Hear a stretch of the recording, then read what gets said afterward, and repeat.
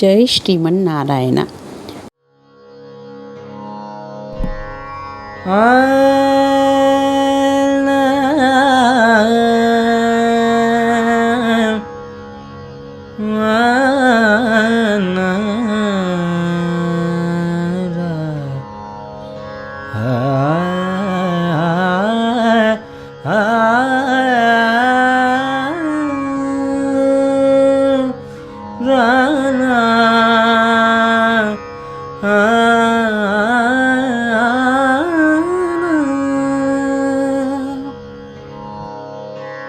ஆண்டாளம்மா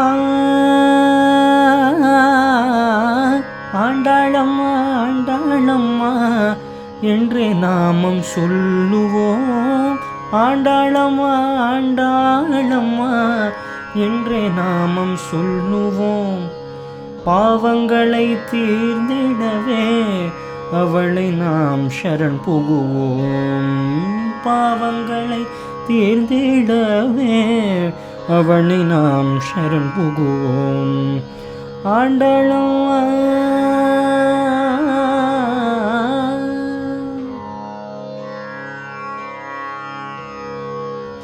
வில்லிபுத்தூர் விட்டு சித்தில் புதல்வியாய் அவதரித்தாள். வில்லிபுத்தூர் விட்டு சித்தில் புதல்வியாய் அவதரித்தாள்.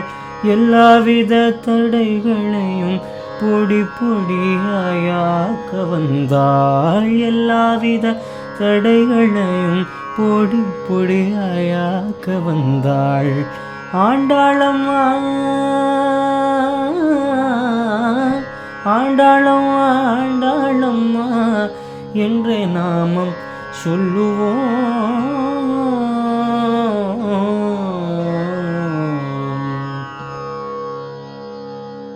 வைகுண்டம் எங்கே என்று நாமம் தேடி ஓட வேண்டாம். வைகுண்டம் எங்கே என்று நாமம் தேடி ஓட வேண்டாம். ஆண்டாளின் திருப்பாதம் கெட்டியாக பிடித்து கொள்வோம். ஆண்டாளின் பொற்பாதம் கெட்டியாக பிடித்து கொள்வோம். வைகுண்டம் அழைத்து செல்வாள், பரமனிடம் பேச வைப்பாள். வைகுண்டம் அழைத்து செல்வாள், பரமனிடம் பேச வைப்பாள். ஆலிங்கனோ செய்ய வைப்பாள், அழகாக சிரித்து நிற்பாள். ஆலிங்கனோ செய்ய வைப்பாள், அழகாக சிரித்து நிற்பாள். ஆண்டாளம்மா ஆண்டாளம்மா ஆண்டாளம்மா என்றே நாமம் சொல்லுவோம். ஆண்டாளம்மா ஆண்டாளம்மா என்றே நாமம் சொல்லுவோம். ஆண்டவனை ஆண்டு கொண்டாள் எங்களின் ஆண்டாளம்மா. ஆண்டவனை ஆண்டு கொண்டாள் எங்களின் ஆண்டாளம்மா. ஆண்டாளம்மா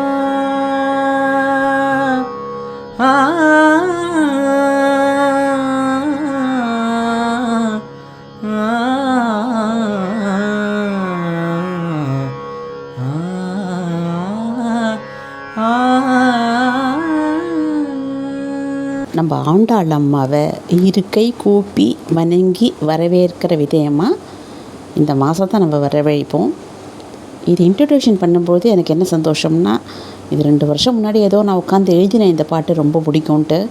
இதுக்கு சொல்கிற மாதிரி நம்ம பாலாஜி கிடச்சார் அழகாக பாடுறதுக்கு.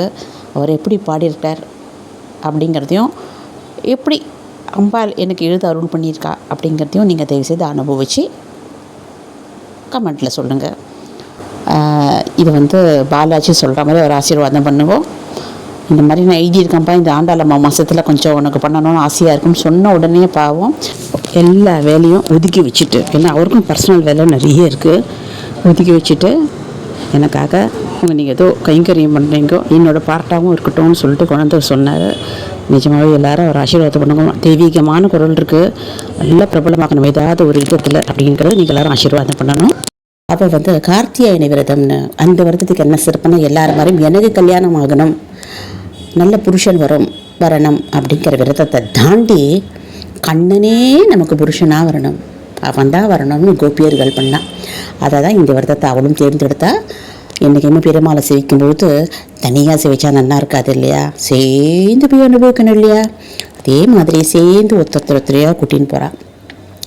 முதல் பாசுரத்தில் கண்ணன் யார், எப்பேற்பட்டவர், அவரோட ஃபேமிலி எப்பேற்பட்டது அப்படிங்கிற முதல்ல மார்கழி மாதம் அப்படின்னு சொன்னாலே எல்லாரும் பீட்ட மாதம்லாம் சொல்கிறா.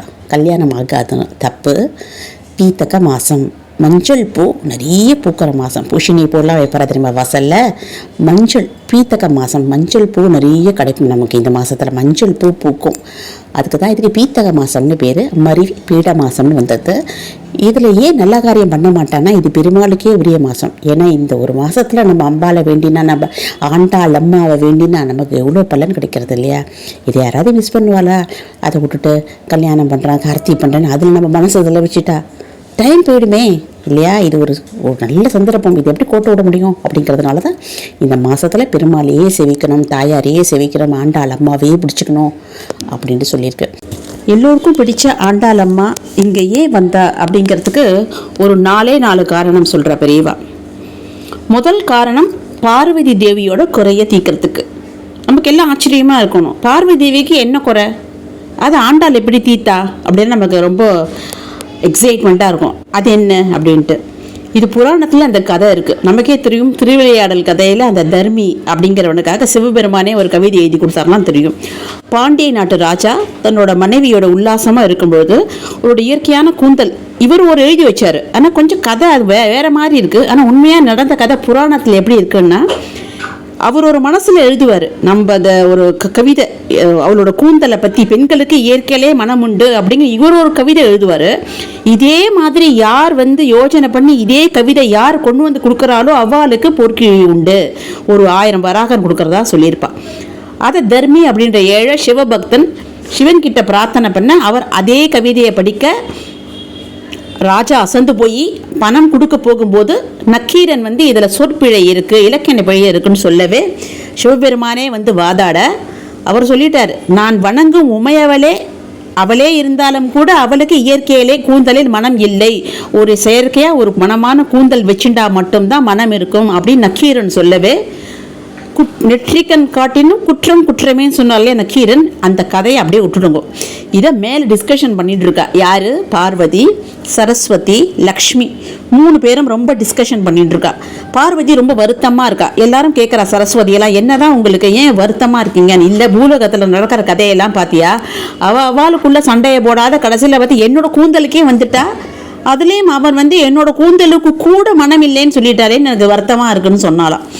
உடனே தான் இந்த ஆண்டாள் நாச்சியார் சொன்னா, நீங்கள் ஏன் அவள் தான் பூமாதேவி நான் அவதாரம் பண்ணுறேன் உங்கள் குறைய தீக்கிறேன்ட்டு அதே ஆடிப்பூரம் அதே பாண்டிய நாட்டில் அழகாக ஆண்டாள் அம்மாவை அவதாரம் பண்ணா. இதில் என்ன பண்ணான்னா, சாக்ஷாத் பெருமாளே இவளோட கூந்தலில் இருக்கிற மனம் அந்த மாலை தான் எனக்கு வேணும்னு கேட்டார். இது ரொம்ப நாளாக நடந்துட்டுருக்கு. பெரிய ஆழ்வார் பூ தொடுத்துட்டு உள் வேலையாக எடுத்துகிட்டு போகிறதுக்கு ரெடி ஆகும்போது இவன் டபக்குன்னு உள்ளுக்குள்ளே போய் கண்ணாடியில் போட்டு பார்த்துப்பா. அதில் கண்டிப்பாக ஒரே ஒரு தலைமுடி இருக்கும். இது அவருக்கே தெரியாது, இந்த அபச்சாரம்னு நினச்சிட்டார். ஒரு நாள் கையும் கழுவுமா ஆமாம் நாண்டாலம்மா மாட்டின்ட்டான். கடகடன்னு வேற பூ தொடுக்கும்போது பெருமாள் எனக்கு இந்த பூ மேலே வேண்டாம், இது தினம் கொடுக்குற மாலையோட மனம் இல்லை இதில். இவர் அசந்து போயிடார், இல்லையே டெய்லி என்னோட ஆண்டாள் என்ன இதில் போட்டு பார்த்துட்டு எவ்வளோ அபச்சாரம் பண்ணால் இதை நான் தொடுத்து எடுத்துன்னு வந்தது, இந்த மாலை எனக்கு வேண்டாம், திருப்பி ஆண்டாள் கழுத்தில் போட்டு எனக்கு எடுத்துகிட்டு வந்தார். இப்போ கூட புரட்டாசி மாதம் ஸ்ரீனிவாச பெருமாளுக்கு ஆண்டாள் சூடி கலந்த மாலையும் வஸ்திரமும் போய் சேரும். ஏன்னா ஆண்டாளோட மனம் எதுவுமே இல்லை, அது அந்த மாலையில் அந்த மனம் தான் எனக்கு வேணும்ன்ட்டு யார் எந்த நக்கீரன் மனமே இல்லைன்னாலும் அவன் என்ன சொல்லனாட்ட ஒரு மனுஷன் பெருமாள் சொல்லிட்டார் இல்லையா, மனம் உண்டு அப்படின்ட்டு. அப்போதான் பார்வதிக்கு ரொம்ப நிம்மதியாக போச்சான். அப்பாடி என் குறைய நம்ம ஆண்டாளை பார்த்து எடுத்துட்டான். அது மட்டும் காரணம் கிடையாது, 2வது காரணம் ஒன்று இருந்தது. என்ன காரணம் அப்படின்னா கருடனுக்கு ஒரு பெரிய குறையும். என்ன குறைனா எப்போ பார்த்தாலும் பெரிய திருவடின்னு பேர் தான், நான் பெரிய திருவடி. ஆனால் திருவடியான அனுமான் தான் ஒரே ஏக சிம்மாசனத்தில் உட்காந்துருக்காரு எல்லா கோவில்லையும் இல்லையா. ராமர், லக்ஷ்மணன், சீதா, கண்டிப்பாக அனுமன் இருப்பார். இந்த குறையை எப்படி தீக்கிறது? ஒரே மனசு கஷ்டப்பட்டார். யார் தீர்க்க முடியும்? நம்ம குறையெல்லாம் யார் சாட்சாத் பார்த்துட்டுருக்கா? ஆண்டாளம்மா தானே. அதனால தான் ஆண்டாளா பொறப்பிச்சு இவளை கல்யாணம் மனம் பேசும்போது இவர் தன்னோட தோளில் தான் ஸ்ரீரங்கத்துக்கு ஆசிட்டு போனதா சொல்கிறார். அதனால தான் ஸ்ரீரங்கத்தில் ஸ்ரீவில்லிபுத்தூரில் மட்டும்தான் ஏக சிம்மாசனம், கருட ஆழ்வார், ஆண்டாள், பெருமாள். வேறு எங்கேயுமே அவர் கருடனுக்கு எதிராக தான் இருப்பார். தனி சிம்மாசனம் கிடையவே கிடையாது ஸ்ரீவில்லிபுத்தூரை தவிர. ஸோ கருடனோட குறத்திக்கவும் ஆண்டாள் அம்மா பிறந்தார். மூணாவது காரணம் நம்ம பார்க்கலாம். என்னென்னா பெரிய ஆழ்வார்னு ஒருத்தர். நம்ம நினச்சிட்டு இருக்கோம் இல்லையா, நம்ம பண்ணுற பூஜையோ புனஸ்காரமோ பெருமாள் பார்க்க போகிறாரா, நமக்கு என்ன பலன் கிடைக்க போகிறதா, அவர் என்ன கீச்சிட்டு போகிறார், இப்படின்னு நம்ம நினைக்கிறோம் இல்லையா. இதையும் உடச்சி எரியறதுக்கு தான் வந்திருக்கா. நம்ம பெரிய ஆழ்வாருக்கு ஒன்றுமே தெரியாது. எழுந்துப்பார், மாலை தொடுப்பார், பெருமாள் கொண்டு போவார், காத்தாலையும் சாயந்தரம். இது தான் ஒரே பண்ணி அவர் தெரிஞ்சதெல்லாம் அதான். பாண்டிய நாட்டு ராஜாவுக்கு ஒரு சந்தேகம். என்ன சந்தேகம்னு யூஸ்வலாக நமக்கு இந்த சந்தேகமே வராது. ஆனால் அந்த ராஜாவுக்கு வந்திருக்கு. என்னென்னா சொத்து சேர்க்குறோம், சுகம் சேர்க்குறோம், வீட்டு சேர்க்குறோம், வாசல் சேர்க்குறோம், எல்லாம் ரைட்டு தான். ஆனால் போகும்போது எல்லாத்தையும் எடுத்துகிட்டு போகிறோம். எங்கேயோ போகிறோம், எல்லாத்தையும் விட்டுட்டு தான் போகிறோம். சரி, எங்கேயோ போகிறோமே, அங்கே போகிறதுக்கு என்ன தேவை? இது பாருங்கள், ஒருத்தருக்கும் நமக்கு டெய்லி நமக்குள்ளேயே கேட்டுக்க வேண்டிய கொஷின். அல்லது ஒரு யார் வீட்லையாவது யாராவது தவறிட்டா அந்த வீட்டுக்கு போயிட்டு வரும்போதாவது அந்த சிந்தனை நமக்கு வரணும். ஆனால் நமக்கு வருது கிடையாது, போகிற வரலையும்.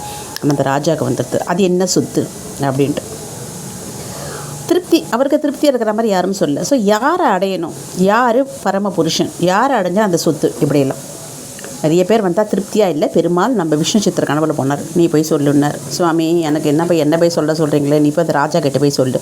என்னென்னா பொறுக்கிழி ஒன்று கட்டியிருக்கோம், யார் சொல்கிறாலோ அவர்கிட்ட அதை அறந்து, அது கரெக்டாக இருந்ததுன்னா அதை அறந்து அவர் கையிலே வேணும். அதுதான் சரி.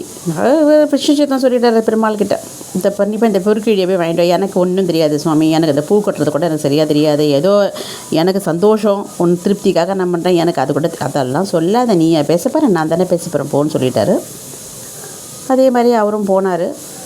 அவருக்கு பெருமாள் பேசுறதுட்டு கவலையே இல்லை. ராமாயணம், மகாபாரதம், வேதம் எல்லாம் எடுத்து பரமபுருஷன். அதாவது நம்ம அத்தனை பேரும் பெருமாளுக்கு சொத்து. ஆனால் நம்ம அடைய வேண்டிய சொத்தும் அதுதான் இவ்வளோ அழகான ஒரு ஆன்சர் பாருங்கள். நம்ம எல்லாருக்கும் பெருமாளுக்கு நம்ம எல்லாருமே கடவுளோட சொத்து தான். ஒரு ஜீவனும் கஷ்டப்படும் போது ஏதாவது ரூபத்தில் பெருமாள் வந்து காப்பாற்றுறாரு இல்லையா. நமக்கு அந்த அனுபவம் இருக்கும் இல்லையா, கடவுள் தான் காப்பாற்றினார். எத்தனை பேருக்கு அந்த அனுபவம் இருக்குது. ஏன் காப்பாற்றுறாருன்னா நம்மெல்லாம் பெருமாளோட சொத்து. சரி, ஆனால் அந்த சொத்தை எப்படி அடையணும் சொல்லுங்கள்? அந்த சொத்தை எப்படி அடையணும்னா அதே தான், டெய்லி நம்ம நாம சங்கீர்த்தனம், பெருமாளோட பேர், பூஜை புனஸ்காரம் மூலயமா அந்த சொத்தை அடையலாம். அப்போ போனார். அவருக்கு என்ன தைரியம் வந்ததோ தெரிய, ராமாயணம், மகாபாரதம் எல்லாத்துலேயும் பிரமாணம் எடுத்து பரம்பொருள் பெருமாள் தான் அப்படின்னு சொல்லும்போது அந்த பொற்கையை அவர் கையில் விழுந்தது மட்டும் இல்லை, அது பெருமாளே ஆசைப்பட்டு கருட வாகனனா பார்க்க, ஐயோ நமக்கு வந்துட்டாரு பெருமாள்னு கொஞ்சம் கூட பீத்திக்கல. முதல்ல மறைச்சிக்கோ, உன் அழகை மறைச்சிக்கோ, லக்ஷ்மியை மறைச்சிக்கோ, உன்னோட சாரங்கத்தை மறைச்சிக்கோ, உன் தோல் அழகை மறைச்சிக்கோ, உன் கண்ணு எச்சல் பற்ற போகிறதுன்னு துடி அந்த பொங்கும் பரிவுல பண்ணார் இல்லையா பெரிய ஆழ்வார்.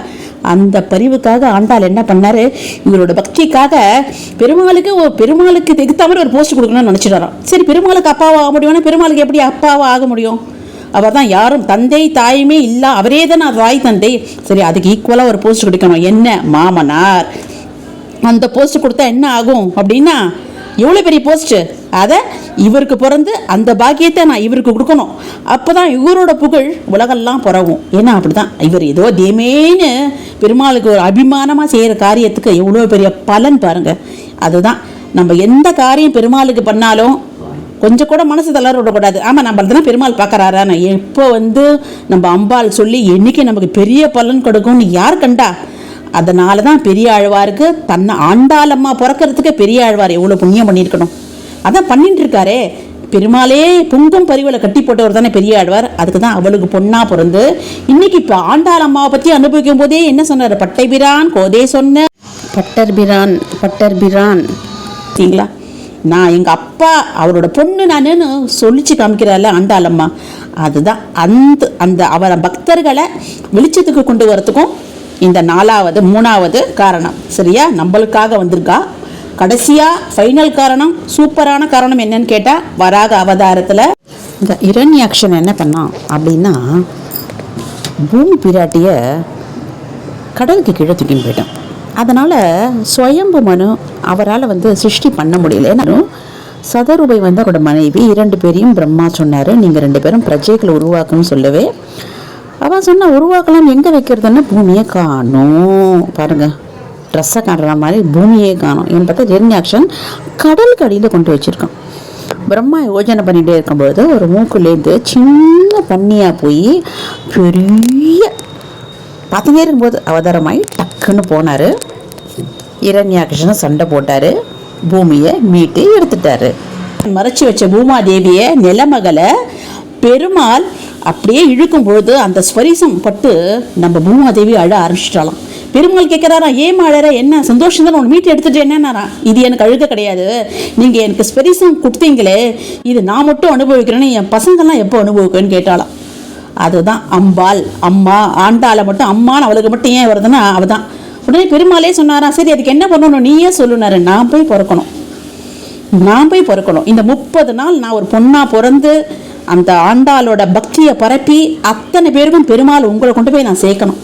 நான் எப்படி ஆனந்த பாஷ்பம் விட்டு உங்களை அனுபவிச்சேனோ அந்த மாதிரி ஒரு பக்தர்களும் என்னை சேவிச்சு உங்களை அடைஞ்சி அந்த அனுபவம் பெறணும் அப்படின்னு சொல்லியிருந்தால்தான் அதே பூமா பிராட்டி தான் இந்த ஆண்டாள் அம்மாவா பெரியாழ்வாருக்கு துளசி செடியில் கீழே கிடச்சாலாம்.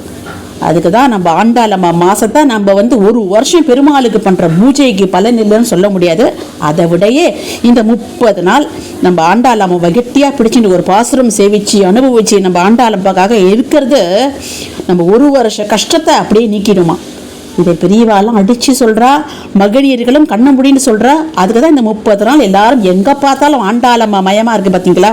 அதுதான், அதனால தான் இந்த ஆண்டாளம்மா மாதத்தை நம்மளும் இந்த மாதிரி பக்தியோடையும் உற்சாகத்தோடையும் நம்பிக்கையோடையும் அனுபவிக்கணும்னு சொல்லி நம்ம பாசுரத்துக்குள்ளே போகலாம்.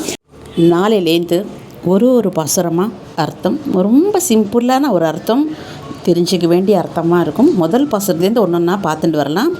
கண்டிப்பாக நாளைக்கு எல்லாரும் அந்தந்த பாசுரத்தை பார்த்து கேட்டு அனுபவிச்சுக்கணும். ஆண்டாள் திருவடியே சரணம்னு எழுதணும். அது மட்டும் கிடையாது, நிறைய பேருக்கு தயவுசெய்து அமுச்சு வைக்கணும், சப்ஸ்கிரைப் பண்ணணும், சப்ஸ்கிரைப் பண்ண வைக்கணும். இல்லை அப்படின்னா நிஜமாகவே யூடியூப்பில் பலரோட காணாத போய்டும். அது நிறைய ஃபாஸ்ட் மூமெண்ட் நிறைய பேருக்கு தெரியாது. நிறைய பேர் பார்க்குறதா இருந்தால் தான் நிறைய பேருக்கு போய் சேரும் இல்லையா. அது நல்ல விஷயம், நிறைய பேர் தெரிஞ்சுக்கணும் அப்படின்னு நீங்கள் ஆசைப்பட்டீங்கன்னா கண்டிப்பாக சப்ஸ்கிரைப் பண்ணுங்கள். நீங்கள் அனுப்புகிறவாளுக்கும் சப்ஸ்கிரைப் பண்ண வைங்க, சரிதானே. ஆத்ம நண்பர்களோட கடமை அது, கண்டிப்பாக நீங்கள் பண்ணுவீங்கன்னு நம்புகிறேன். ஜெய் ஸ்ரீமன் நாராயணா, ஜெய் ஸ்ரீமன் நாராயணா.